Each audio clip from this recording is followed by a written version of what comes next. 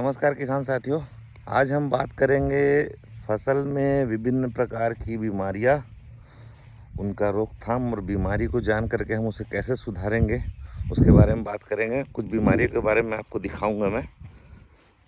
देखिए दोस्तों, अगर किसान खेत जा रहा है तो उसके हाथ में ये औजार होना ज़रूरी है।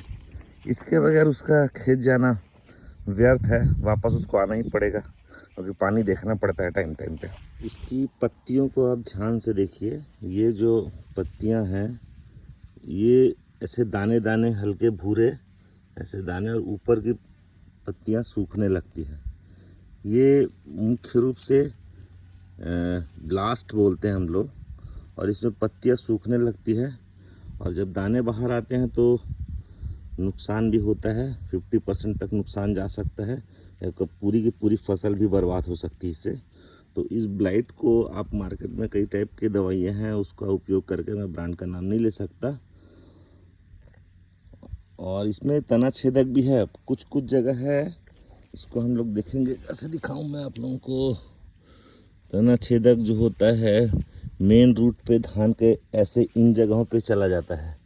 अगर ये बालियाँ को इस हिस्से में तना छेदक रहता है और ये उनको डैमेज कर देते हैं। जब बालियाँ इससे बाहर आती हैं तो बालियाँ सूखी हुई रहती हैं। सूखे से क्या है, नुकसान होता है, उसमें दाने रहते ही नहीं है और किसान को लॉस हो जाता है। ये देखिए, ये पत्तियों को आप देखिए, इस पत्ती को इल्ली जैसे कीड़े होते हैं उसने डैमेज कर दिया और काट काट के इसका हुलिया बिगाड़ दिया है। अगर इन पत्तियों में आपको आपके फसल में ऐसी बीमारियां दिखती हैं तो तुरंत उसका रोकथाम करें, अन्यथा आपकी पूरी फसल खराब हो सकती है। किसान भाई, एक चीज़ और, इस फसल में हम लोग छत्तीसगढ़ में करगा बोलते हैं।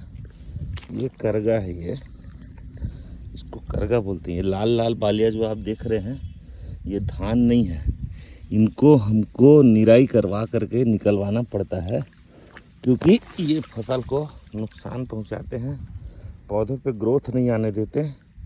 और अगर एक बार इसका बीज झड़ के गिर गया खेतों में तो आपकी अगले बार खेत भी खराब हो जाते हैं, क्योंकि जब ये खेतों में निकलता है तो धान के फसल को ग्रोथ करने देता। सारा ग्रोथ, सारा खाद, सारा टॉनिक, दवाई सब खुद ही एक्सेप्ट कर लेता है और धान की फसल को बढ़ने नहीं देता, ग्रोथ नहीं करने देता ये। तो ऐसे अगर आपको नज़र आए करगा जो हम लोग बोलते हैं, इसको तुरंत निराई करवा के निकलवाइए, ये बहुत नुकसानदायक है ये।